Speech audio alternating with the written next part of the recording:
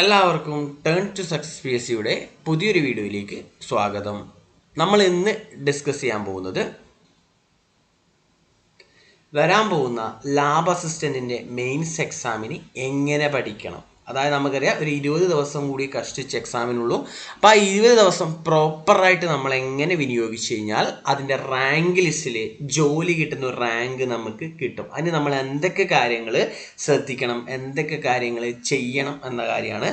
അതുപോലെ തന്നെ അത് നോക്കുന്നതിന് മുന്നേ നമ്മൾ ഒരു കാര്യം കൂടി ശ്രദ്ധിക്കണം. കഴിഞ്ഞ ലിസ്റ്റിലെ നിയമന ശുപാർശകളും നിലവിൽ ഓരോ ഡിസ്ട്രിക്റ്റിലും എത്ര വേക്കൻസികൾ റിപ്പോർട്ട് ചെയ്തിട്ടുണ്ടെന്നുള്ള കാര്യം അല്ലേ, അതിനനുസരിച്ചായിരിക്കും നമുക്ക് ഏത് റാങ്കിൽ എത്തിക്കഴിഞ്ഞാൽ ജോലി കിട്ടുന്നുള്ള കാര്യത്തിലേക്ക് ഒരു ഐഡിയ കിട്ടുക. ഓക്കെ, അപ്പോൾ കഴിഞ്ഞ ലിസ്റ്റിലെ നിയമന ശുപാർശ നോക്കുകയാണെങ്കിൽ തിരുവനന്തപുരം 88, കൊല്ലം 69, പത്തനംതിട്ട 15, ആലപ്പുഴ 39, കോട്ടയം 10, ഇടുക്കിയിൽ 32, എറണാകുളം 70, തൃശ്ശൂർ 86, പാലക്കാട് 85, മലപ്പുറം 88, കോഴിക്കോട് 116, വയനാട് 28, കണ്ണൂർ 67, കാസർഗോഡ് 49 നിയമന ശുപാർശകളാണ്. റാങ്ക് അല്ല പറഞ്ഞത്, ഇത്രയും അഡ്വൈസുകളാണ് എന്ത് ചെയ്തിട്ടുള്ളത് പോയിട്ടുള്ളത് ഓൾറെഡി ഈ ലിസ്റ്റിൽ. ഓക്കെ, അതുപോലെ തന്നെ നിലവിലുള്ള വേക്കൻസികളാണ് പറയുന്നത്. തിരുവനന്തപുരം 10, കൊല്ലം 11, പത്തനംതിട്ട 5, ആലപ്പുഴ 3, അതുപോലെ തന്നെ കോട്ടയം 1, ഇടുക്കി 0, അതായത് വേക്കൻസി ഒന്നും റിപ്പോർട്ട് ചെയ്തിട്ടില്ല. എറണാകുളം 17, തൃശ്ശൂർ 9, പാലക്കാട് 7, മലപ്പുറം 5, കോഴിക്കോട് 26, വയനാട് 5, അതുപോലെ തന്നെ കണ്ണൂർ 9, കാസർഗോഡ് 7 വേക്കൻസിയാണ് നിലവിൽ ഈ ലിസ്റ്റിലോട്ട് റിപ്പോർട്ട് ചെയ്തിട്ടുള്ളത്. ഏറ്റവും കൂടുതൽ വേക്കൻസി റിപ്പോർട്ട് എവിടെയാണ്? കോഴിക്കോട് ജില്ലയിലാണ്. കോഴിക്കോട് എത്രയാണ്? 26 വേക്കൻസിയാണ് ഇവിടെ ഉള്ളത്, കോഴിക്കോട് ജില്ലയിലുള്ളതൊന്ന് ശ്രദ്ധിക്കുക. ഓക്കെ,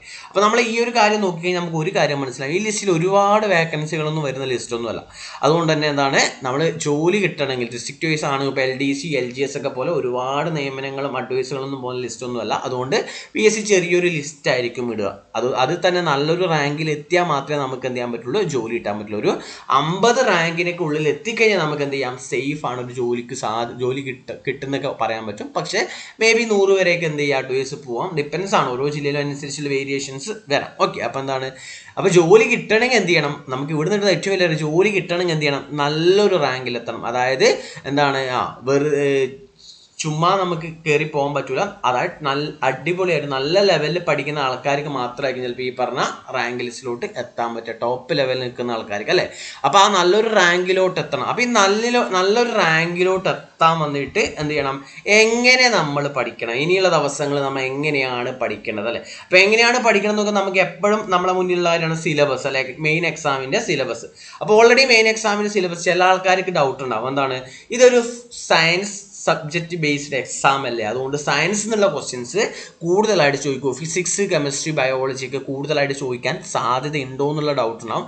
അപ്പോൾ നമ്മൾ ആദ്യം മനസ്സിലാക്കേണ്ട കാര്യം, സയൻസ് ബേസ്ഡ് ആ ഒരു എക്സാം ആണ്. ഇതിന് നമ്മൾ 10th ലെവൽ നമ്മൾ LDCക്കും അതുപോലെ കഴിഞ്ഞ സെക്രട്ടറി എക്സാമിനൊക്കെ എഴുതിയ സെയിം സിലബസ് ആണ് നമ്മൾ എന്ത് ചെയ്യാൻ പോകുന്നത്, സെയിം സിലബസ് ആണ് ഈ എക്സാമിനും വരുന്നത്. അതുകൊണ്ട് തന്നെ എന്താണ്, സയൻസിന് പ്രത്യേക വെയിറ്റേജ് ഒന്നുമില്ല. ഫിസിക്സിന് 3 മാർക്ക്, കെമിസ്ട്രിക്ക് 3 മാർക്ക്, അതുപോലെ ബയോളജിക്ക് 6 മാർക്കേ ചോദിക്കുള്ളൂ. അതുകൊണ്ട് എന്താണ്, ആ ഒരു സെയിം സിലബസിലാണ് എക്സാം നടക്കുന്നത്. പിന്നെ നമ്മൾ മനസ്സിലാക്കേണ്ട കാര്യം, ഓൾറെഡി ഈ പറഞ്ഞ എക്സാമിന് ഉള്ള ആൾക്കാരൊക്കെ പ്രിലിംസ് ക്വാളിഫൈ ചെയ്ത് വന്ന ആൾക്കാരാണ്.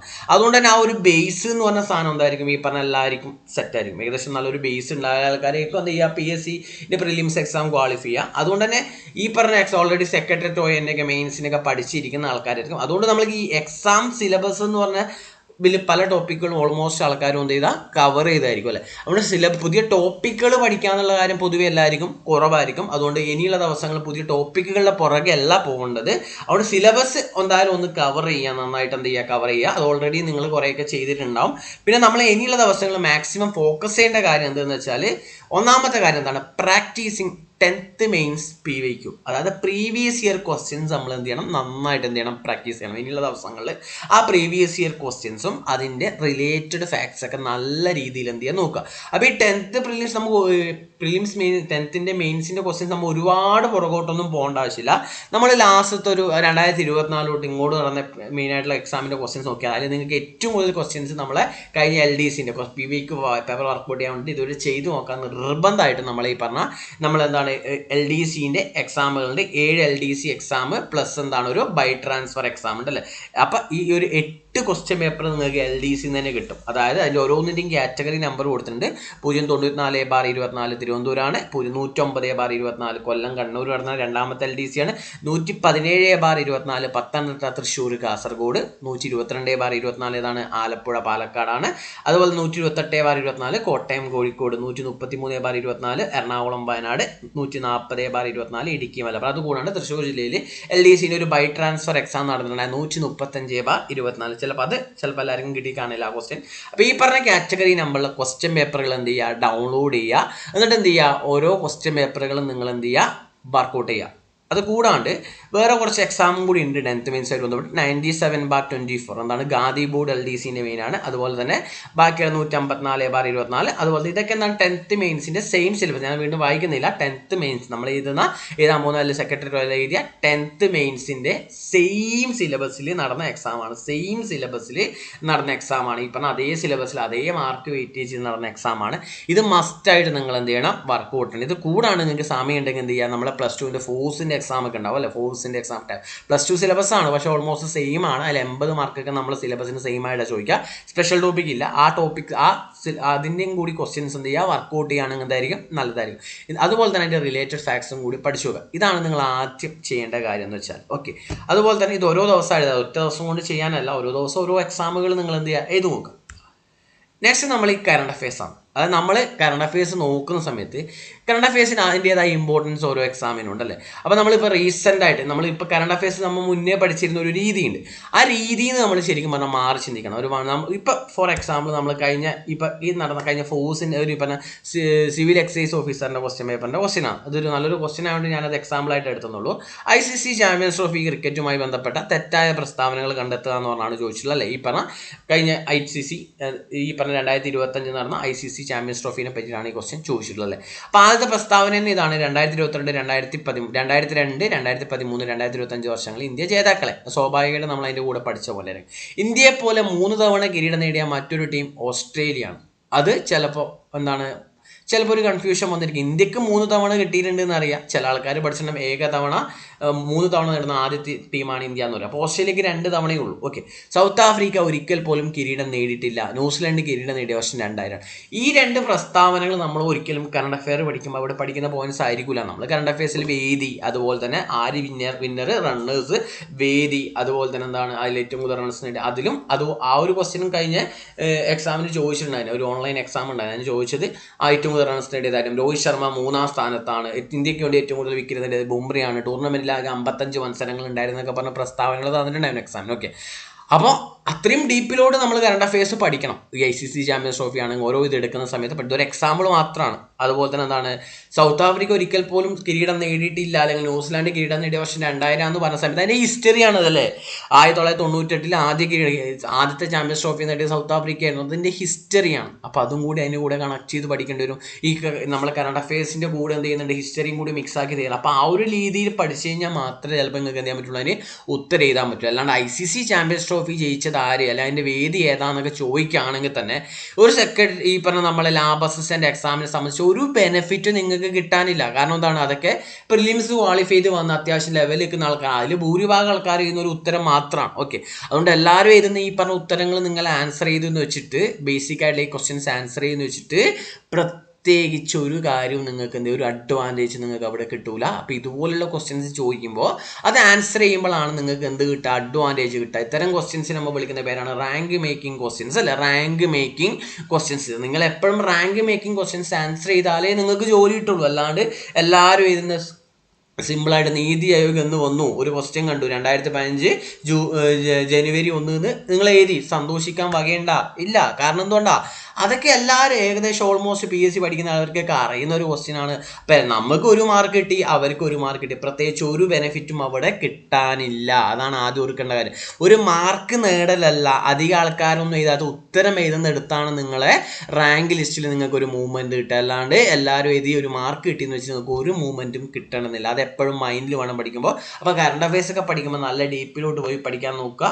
അതുപോലെ തന്നെ അടുത്തൊരു ക്വസ്റ്റ്യൻ ആണ് നമ്മൾ ഈ പറഞ്ഞ ക്രിസ്റ്റ് കവൻട്രി ആയിട്ട് ബന്ധപ്പെട്ട ഒളിമ്പിക് അസോസിയേഷൻ്റെ അധ്യക്ഷയായി തിരഞ്ഞെടുക്കപ്പെട്ട ആദ്യ വനിതയാണ്. പ്രസ്താവനയാണ് അത്രയും ഇത് വെച്ചു. അതായത് പ്രസ്താവന ടൈപ്പ് ക്വസ്റ്റ്യൻസ് ആണ് പൊതുവെ PSC ഇപ്പോൾ കറണ്ട് അഫയേഴ്സിന് ചോദിക്കുന്നത്. ഇപ്പോൾ കഴിഞ്ഞ സെക്രട്ടറി ഈ പറഞ്ഞ ഡിഗ്രീനെ കുറിച്ച് പാമ്പൻ പാലമായിട്ട് ബന്ധപ്പെട്ടൊക്കെ ഫുള്ള് പ്രസ്താവനയാണ്. അതുപോലെ തന്നെ ഹിസ്റ്ററി, അത് അതിൻ്റെ മുമ്പത്തെ മുൻപുണ്ടായിരുന്ന പാമ്പൻ പാലം നിർമ്മാണം ആരംഭിച്ചത് 1963 പറഞ്ഞ് തന്നിട്ടുണ്ടായിരുന്നു. അതൊക്കെ തെറ്റാണ്, 1914 വരിക. ഓക്കെ, അപ്പം ആ ഒരു രീതിയിലുള്ള ക്വസ്റ്റ്യൻസ് ആണ് എക്സാമിന് കറണ്ട് അഫയേഴ്സിന് ചോദിക്കുന്നത്. അപ്പോൾ അതിൻ്റെ കൂടെ ഹിസ്റ്ററിയും കൂടി പഠിക്കുക. അതുമായിട്ട് ബന്ധപ്പെട്ട പ്രസ്താവന ടൈപ്പ് ക്വസ്റ്റ്യൻസ് ആണ് പൊതുവെ ചോദിക്കാന്നുള്ള കാര്യം കൊടുത്തിരിക്കുക. അപ്പോൾ കറണ്ട് അഫയേഴ്സ് നിങ്ങൾ ആ ഒരു ലെവലിൽ തന്നെ എന്ത് ചെയ്യുക, പ്രിപ്പയർ ചെയ്യുക. കാരണം ഒരു റാങ്ക് ലിസ്റ്റിൽ റാങ്ക് ഡിസൈഡ് ചെയ്യുന്നതിൽ കറണ്ട് അഫയേഴ്സിന് പ്രധാനപ്പെട്ട പ്രാധാന്യമുണ്ട്. അപ്പോൾ അതുകൊണ്ട് വരുന്ന ദിവസം കറണ്ട് അഫയേഴ്സ് പഠിക്കുമ്പോൾ നമ്മൾ തോന്നുന്നതല്ല പഠിക്കേണ്ടത്, PSC എങ്ങനെയാണോ ഇത് പാറ്റേണിലൊക്കെയാണോ ചോദിക്കുന്നത്, ആ പാറ്റേൺ അനുസരിച്ച് അല്ലെങ്കിൽ ആ ഒരു ലെവലിൽ നമ്മൾ എന്ത് ചെയ്യണം, പ്രിപ്പയർ ചെയ്യണം എന്നുള്ള കാര്യമാണ്. അപ്പം നന്നായിട്ട് എന്ത് ചെയ്യുക, കറണ്ട് അഫയേഴ്സും കാര്യങ്ങളൊക്കെ നന്നായിട്ട് ഓടിച്ചു വിടുക. ഓക്കെ, നെക്സ്റ്റ് എന്താണ്, ഇമ്പോർട്ടൻസ് ഓഫ് SCRT ചാപ്റ്റേഴ്സ് ആണ്. അതായത് SCRT ചാപ്റ്റേഴ്സ്, അതായത് നമ്മൾ ഏത് എക്സാമുകൾ നോക്കിയാലും പൊതുവെ ഒരു പകുതിയിനടുത്ത് ക്വസ്റ്റ്യൻസ് ചോദിക്കുന്നത്. കാരണം GK പകുതിയിലധികം ക്വസ്റ്റ്യൻസിനടുത്ത് പകുതിൻ്റെ അടുത്ത് ക്വസ്റ്റ്യൻസ് എന്തായാലും എഴുതുന്നതായിരിക്കും നമ്മളെ ഈ പറഞ്ഞ എന്താണ് SCRT ചാപ്റ്റേഴ്സുമായിട്ട് ബന്ധപ്പെട്ടാണ്. പ്രധാനപ്പെട്ട SCRT ചാപ്റ്റേഴ്സുമായിട്ട് ബന്ധപ്പെട്ടാണ്. അതിൽ തന്നെ പ്രധാനമായിട്ടും കുറച്ച് ചാപ്റ്റേഴ്സ് എന്നാണ് എപ്പോഴും കൂടുതലായിട്ട് ക്വസ്റ്റ്യൻ ചോദിക്കാം. അപ്പോൾ ഇത്തരം ക്വസ്റ്റ്യങ്ങൾ ചോദിക്കുന്ന സമയത്ത് നിങ്ങളത് ആൻസർ ചെയ്തില്ല എന്നുണ്ടെങ്കിൽ പ്രശ്നം എന്ന് വെച്ചാൽ ഈ ക്വസ്റ്റ്യൻസൊക്കെ എല്ലാ ആൾക്കാരും പൊതുവേ മേ ബി ആൻസർ ചെയ്യുന്ന ക്വസ്റ്റ്യൻസ് ആയിരിക്കും. വലിയ ഭൂരിഭാഗം ക്വസ്റ്റ്യൻ SCRT ഒക്കെ പഠിച്ചവർക്ക് ആൻസർ ചെയ്യും. പക്ഷേ നമ്മളത് ആൻസർ ചെയ്തില്ല എന്നുണ്ടെങ്കിൽ നമുക്കതൊരു ആ മാർക്ക് ബാക്കിയുള്ളവർക്ക് കിട്ടുമ്പോൾ നമുക്കത് കിട്ടിയില്ല എന്നുണ്ടെങ്കിൽ മേക്കപ്പ് ചെയ്യാൻ ഭയങ്കര പാടാണ്. പിന്നെ ഇതിൽ തന്നെ ചില ക്വസ്റ്റ്യൻസ് എടുത്ത് നോക്കുന്ന സമയത്ത് നല്ല രീതിയിൽ ഡീപ്പായിട്ടുള്ള പോയിന്റ്സ് ചോദിക്കാം. ചിലപ്പോൾ SCRTയിൽ പറഞ്ഞുകൊണ്ട് ഒരു കാര്യമായിട്ട് പറയുന്ന പോയിന്റ് ആയിരിക്കും. പക്ഷേ ചില സമയത്ത് അത് റാങ്ക് മേക്കിംഗ് ആയിട്ടുള്ള പോയിന്റ്സും കൂടി SCRTയിൽ ഉണ്ടാവാറുണ്ട് അല്ലേ. അപ്പോൾ അത് പഠിച്ചവർക്ക് മാത്രമേ അത്തരം ക്വസ്റ്റ്യൻസ് എന്ത് ചെയ്യാൻ പറ്റുള്ളൂ, ആൻസർ ചെയ്യാൻ പറ്റുള്ളൂ. അപ്പോൾ നമുക്ക് ഏതാണോ ഒരു എക്സാമിന് പോകുമ്പോൾ ഏറ്റവും ഇമ്പോർട്ടൻ്റ് ആയിട്ട് നോക്കേണ്ടത്, ഒരു 10th ലെവൽ എക്സാമിന് ഏറ്റവും ഇമ്പോർട്ടൻ്റ് ആയിട്ട് നോക്കേണ്ട SCRT ചാപ്റ്റേഴ്സ് എന്ന് നമുക്ക് നോക്കാം. നമ്മൾ ഹിസ്റ്ററി എടുത്ത് നോക്കുകയാണെങ്കിൽ നമുക്ക് പ്രധാനമായിട്ടും SCRTന്ന് എപ്പോഴും ചോദിക്കുക 10th ക്ലാസ്സിലെ കുറച്ച് ചാപ്റ്റേഴ്സ് എന്നുള്ള ക്വസ്റ്റ്യൻസ് ആണ്. ഈ 10th ക്ലാസ്സിലത്തെ ഈ പറഞ്ഞ ചാപ്റ്റേഴ്സ് നിങ്ങൾക്ക് പഠിച്ചു കഴിഞ്ഞാൽ നിങ്ങൾക്ക് ഷുവറായിട്ടും ഒരു 3 മാർക്ക് വരെ പൊതുവെ എപ്പോഴും കിട്ടാറുണ്ട്. കാരണം ഇതെന്നുള്ള ക്വസ്റ്റ്യൻസ് തന്നെയാണ് എപ്പോഴും എക്സാമിന് PSC ചോദിക്കുക. അല്ല 10th ക്ലാസ്സിലെ ഒന്നാമത്തെ ചാപ്റ്ററാണ് സോഷ്യൽ സയൻസിൽ ഒന്നാമത്തെ ചാപ്റ്റർ ഉണ്ട്, ലോകത്തെ സ്വാധീനിച്ച വിപ്ലവങ്ങൾ. അതിന് ചോദിക്കാറുണ്ട്. ഈ പറഞ്ഞ പല അമേരിക്കയിലുള്ള വിപ്ലവങ്ങളൊക്കെ പഠിക്കില്ല, അതിനെപ്പറ്റി ചോദിക്കാറുണ്ട്. അതുപോലെ ചാപ്റ്റർ 4 ഇതൊക്കെ ഞാൻ ഓൾഡ് ടെക്സ്റ്റ് ബുക്കാന്ന് പറയുന്നത്. ചാപ്റ്റർ 4 ബ്രിട്ടീഷ് ചൂഷണവും ചെറുത്തുനിൽപ്പുകളും എന്ന് പറഞ്ഞ് ആ ഒരു ചാപ്റ്റർ ഇമ്പോർട്ടൻ്റ് ആണ്. അതുപോലെ ചാപ്റ്റർ 5 ഉണ്ട്, സംസ്കാരവും ദേശീയതയും. ചാപ്റ്റർ 6 സമരവും സ്വാതന്ത്ര്യവും. പിന്നെ ചാപ്റ്റർ 7 സ്വതന്ത്രാനന്തര ഇന്ത്യ. കേരളത്തെ പറ്റി ഭൂരിഭാഗം ക്വസ്റ്റ്യൻസും വരുന്ന ഈ ചാപ്റ്റർ എത്തുന്നതാണ്. ഏറ്റവും ഇമ്പോർട്ടൻ്റ് ആയ ചാപ്റ്ററാണ് ഇത്, കേരളം ആധുനികതയിലേക്ക്. കഴിഞ്ഞ സെക്രട്ടറി എക്സാമിനൊക്കെ 2 ക്വസ്റ്റ്യൻസ് ഈ പറഞ്ഞ കേരളം ആധുനികതയിലേക്ക് എന്ന് പറഞ്ഞ ചാപ്റ്റർ എന്നാണ് ചോദിച്ചിട്ടുള്ളത്. അതുപോലെ തന്നെ ഈ പറഞ്ഞ ഓരോ ചാപ്റ്റേഴ്സും ഇമ്പോർട്ടൻ്റ് ആണ്. ഒരുപാട് ക്വസ്റ്റ്യൻസ് ചോദിക്കുന്നത്. ഏറ്റവും ഇമ്പോർട്ടൻ്റ് ചാപ്റ്ററിൽ ചാപ്റ്റർ 8 കേരളം ആധുനികതയിലേക്ക്. അതിൽ നിന്ന് ഒരുപാട് ക്വസ്റ്റ്യൻസ് PSC സ്ഥിരമായിട്ട് എന്ത് ചെയ്യാറുണ്ട്, ചോദിക്കാറുണ്ട്. ഇതുകൂടാണ്ട് ഇപ്പോൾ കഴിഞ്ഞ സെക്രട്ടറി ഒക്കെ ചോദിച്ചാൽ നമ്മൾ ഈ ലോക മഹായുദ്ധമൊക്കെ ആയിട്ട് ബന്ധപ്പെട്ട് നാസിസം ഫാസിസമൊക്കെ ആയിട്ട് ബന്ധപ്പെട്ട ഒരു ചാപ്റ്റർ ഉണ്ട്. ചാപ്റ്റർ 2 ആണ്, 2ാം ലോക മഹായുദ്ധമൊക്കെ ആയിട്ട് ബന്ധപ്പെട്ട് പറയുന്നതാണ്. അതുകൊണ്ട് എന്ത് ചെയ്യുക, അതും കൂടി നോക്കിയാൽ നല്ലത്. ഓക്കെ, അപ്പോൾ ഇത്രയും കാര്യങ്ങളാണ് പ്രധാനമായിട്ടും വരുന്ന ചാപ്റ്റേഴ്സ് എന്ന് പറഞ്ഞാൽ ഏതിൽ, ഹിസ്റ്ററിയിൽ. ഓക്കെ, അതുപോലെ ജോഗ്രഫിയിലേക്ക് പോവുകയാണെങ്കിൽ ഒരുപാട് ചാപ്റ്റേഴ്സ് നമുക്ക് SCRTയിൽ ഇല്ല. പക്ഷെ അതിൽ ഏറ്റവും ഇമ്പോർട്ടൻ്റ് ആയിട്ടുള്ള 2 ചാപ്റ്റേഴ്സാണ് 10th ക്ലാസ്സിൽ. ഒന്ന് കാറ്റിൻ്റെ ഉറവിടം തേടിയും ചാപ്റ്റർ 7 എന്താണ്, വൈവിധ്യങ്ങളുടെ ഇന്ത്യയും. ഇതേപോലെ വൈവിധ്യങ്ങളുടെ ഇന്ത്യ പോലെ ഒരു ചാപ്റ്റർ നമ്മൾ പുതിയ SCRTയിൽ 9th ക്ലാസ്സിൽ കൊടുത്തിട്ടുണ്ട്. ആ പുതിയ SCRTൻ്റെ കാര്യങ്ങൾ ഞാൻ ഇതില്ല. ഓൾറെഡി നമ്മളിപ്പോൾ പഴയ SCRTയിൽ തന്നെയാണ് കൂടുതൽ ക്വസ്റ്റ്യൻസ് ചോദിച്ചുകൊണ്ടിരിക്കുന്നത്. അതുപോലെ തന്നെ എന്താണ് ഇപ്പോൾ 5, 7, 9 പുതിയ SCRT ടെക്സ്റ്റ് ബുക്കിൽ നിന്നും ചില ക്വസ്റ്റ്യൻസ് ഒക്കെ ചോദിക്കാനാണ് ഏറ്റവും കൂടുതൽ ചോദിക്കാൻ സാധ്യതയുള്ള ഏരിയാസ് പറയുന്നതുകൊണ്ടാണ് ഞാൻ അതിവിടെ മെൻഷൻ ചെയ്യാത്തത്. അതുകൊണ്ട് എന്താണ് അതിൽ ഏറ്റവും ഇമ്പോർട്ടൻറ്റ് ചാപ്റ്റർ ജോഗ്രഫിയിൽ ഈ ചാപ്റ്റർ നമ്മൾ നേരത്തെ എന്താണ് ഹിസ്റ്ററിയിൽ പറഞ്ഞ പോലെ കേരളം ആധുനികതയിലേക്ക് എന്ന് പറഞ്ഞ പോലെ ഇവിടെ ഏറ്റവും ഇമ്പോർട്ടൻറ്റ് ചാപ്റ്റർ എന്താണ്, ഹിസ്റ്ററിയിൽ നിന്ന് ഓൾമോസ്റ്റ് ക്വസ്റ്റ്യൻസും എപ്പോഴും വരുന്ന ഈ പറഞ്ഞ എന്താണ് ചാപ്റ്റർ 7 എന്നാണ്, വൈവിധ്യങ്ങളുടെ ഇന്ത്യ. ഏതാണ് വൈവിധ്യങ്ങളുടെ ഇന്ത്യ. ഈ പറഞ്ഞ എന്താണ് ഈ പറഞ്ഞ നാഷണൽ വാട്ടർ വേസും അതുപോലെ തന്നെ എന്താണ് കാലാവസ്ഥയും ഇങ്ങനെയുള്ള ഒരുപാട് കാര്യങ്ങൾ നമ്മൾ പഠിക്കുന്നില്ല. ഇങ്ങനെ പല കാര്യം ഇതെല്ലാം കൊടുത്തുള്ള ഈ ചാപ്റ്റർ 7 ഈ പറഞ്ഞ വൈവിധ്യങ്ങളുടെ ഇന്ത്യ. ഇന്ത്യയുടെ ഭൂപ്രകൃതിയൊക്കെ ബന്ധപ്പെട്ട ഈ പറഞ്ഞ ഉത്തരപർവ്വത മേഖല, ഉത്തര മഹാസമുദ്രം, ഉപദ്വീപീയ പീഠവും ഇതൊക്കെ അതിലാണ് വരുന്നത്. ഓക്കെ, എന്താണ് അപ്പോൾ ആ വൈവിധ്യങ്ങളുടെ ഇന്ത്യ. അതുപോലെ ഈ വൈവിധ്യങ്ങൾ ഇന്ത്യ എന്ന ചാപ്റ്റർ ഒരു പോയിന്റ് ഒഴികെയാണ് നിങ്ങൾ എന്ത് ചെയ്യണം, പഠിച്ചു വെക്കണം. അത്രയും ഇമ്പോർട്ടൻറ്റ് ചാപ്റ്ററാണത്. ഓക്കെ, നെക്സ്റ്റ് നമ്മൾ ബയോളജിയിലോട്ട് പോവുകയാണെങ്കിൽ 10th ക്ലാസ്സിൽ എടുക്കുക. 10th ക്ലാസ്സിലെ ബയോളജിയിലെ ചാപ്റ്റേഴ്സാണ്. ഏതാണ്? ഒന്ന് അറിയാനും പ്രതികരിക്കാനും, പിന്നെന്താണ് അറിയാനും പ്രതികരിക്കാനൊക്കെ പറയുമ്പോൾ നമ്മൾ ഈ പറഞ്ഞ ബ്രെയിനൊക്കെ ആയിട്ട് ബന്ധപ്പെട്ട കാര്യങ്ങളാണ് അതിൽ പറയുന്നത് അല്ലേ, നാഡീ വ്യവസ്ഥയായിട്ട് ബന്ധപ്പെട്ടാണ്. ചാപ്റ്റർ 2 ഉണ്ട് അറിവിൻ്റെ വാതായനങ്ങൾ, അതായത് ഈ പറഞ്ഞ സെൻസ് ഓർഗൻസും കണ്ണ്, ചെവി, മൂക്ക് ഇതൊക്കെയാണ് അതിൽ വരിക. അതേപോലെ ചാപ്റ്റർ 3 പറയുന്നത് എന്താണ്? സമസ്ഥിതിക്കുള്ള രാസ സന്ദേശങ്ങൾ എന്ന് പറയുന്നത്, അതായത് ഈ പറഞ്ഞ ഹോർമോൺസ് ഒക്കെ ആയിട്ട് ബന്ധപ്പെട്ട, നമ്മൾ ഈ ഹോർമോണൊക്കെ ആയിട്ട് ബന്ധപ്പെട്ടും അന്തസ്രാവി ഗ്രന്ഥികളൊക്കെ ആയിട്ട് ബന്ധപ്പെട്ട ക്വസ്റ്റ്യൻസ് പൊതുവെ ചോദിക്കുന്ന ഈ ഒരു ചാപ്റ്റർ തന്നെയാണ് എപ്പോഴും ചോദിക്കുക. ഓക്കെ, അതുപോലെ ചാപ്റ്റർ 4 എന്താണ്? അകറ്റി നിർത്താം രോഗങ്ങളെ എന്നാണ്, അതായത് രോഗങ്ങളും രോഗകാരികളും അല്ലെ, ഈ പറഞ്ഞ ജീവിതശൈലി രോഗങ്ങളുള്ള ക്വസ്റ്റ്യൻസ് ഒക്കെ കാണാറില്ല, അതൊക്കെ പൊതുവെ ഈ പറഞ്ഞ ചാപ്റ്റർ എന്നാണ് വരിക. 5 എന്താണ്? പ്രതിരോധത്തിന്റെ കാവലാളുകൾ. അപ്പോൾ ഈ ഒരു 5 ചാപ്റ്റേഴ്സ് എന്ത് ചെയ്യുക? നന്നായിട്ട് എന്ത് ചെയ്യുക? പഠിച്ചു വെക്കുക. 5 ചാപ്റ്റേഴ്സ് എന്ത് ചെയ്യുക? നന്നായിട്ട് എന്ത് ചെയ്യുക? പഠിച്ചു വയ്ക്കുക. പൊതുവേ ഈ 5 ചാപ്റ്റർ പഠിച്ചാൽ തന്നെ നിങ്ങൾക്ക് 2-3 ക്വസ്റ്റ്യൻസ് എന്തായാലും ബയോളജി എന്നുള്ള ക്വസ്റ്റ്യൻസ് ഷുവറായിട്ട് നിങ്ങൾക്ക് കിട്ടും. ഓക്കെ,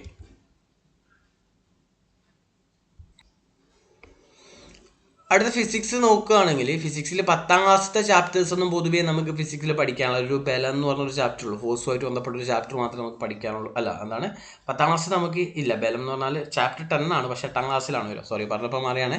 അപ്പോൾ എന്താണ് 10ാം ക്ലാസ്സിലെ പൊതുവിലെ ചാപ്റ്റേഴ്സ് ഒന്നും നമുക്ക് എന്തെങ്കിലും എക്സാമിന് പഠിക്കാനില്ല. ഓക്കെ, എന്താണ് നമുക്ക് നമ്മുടെ സിലബസിൽ വരുന്ന ചാപ്റ്റേഴ്സ് കുറവാണ്. അപ്പോൾ അതുകൊണ്ട് നമുക്ക് ഫിസിക്സ് വരുന്ന സമയത്ത് 7ാം ക്ലാസ്സിലെ എന്താണ് ചാപ്റ്റർ 9 ഉണ്ട്, താപം ഒഴുകുന്ന വഴികൾ. അതിനുള്ള ക്വസ്റ്റ്യൻസ് ചോദിക്കാറുണ്ട്. ഈ പറഞ്ഞ ഡിഫറെൻറ്റ് ടൈപ്പ് ഓഫ് ഈ പറഞ്ഞ എന്താണ് ഈ സംവഹനം, അതൊക്കെ ബന്ധപ്പെട്ടാണ്. ക്ലാസ് 8 ചലനം അല്ലെ, ചലനം. അതുപോലെ ക്ലാസ് 9 ചാപ്റ്റർ 2 ഉണ്ട്, ചലനസമവാക്യങ്ങൾ. പൊതുവെ അതിനുള്ള ക്വസ്റ്റ്യൻസ് എപ്പോഴും ചോദിക്കാറുണ്ട്. അതുപോലെ ക്ലാസ് 8 ചാപ്റ്റർ 10 ബലം. ഇതെന്നൊക്കെയാണ് കൂടുതലായിട്ട് ക്വസ്റ്റ്യൻസ് എപ്പോഴും എന്ത് ചെയ്യുക? PSC ചോദിക്കാറ്.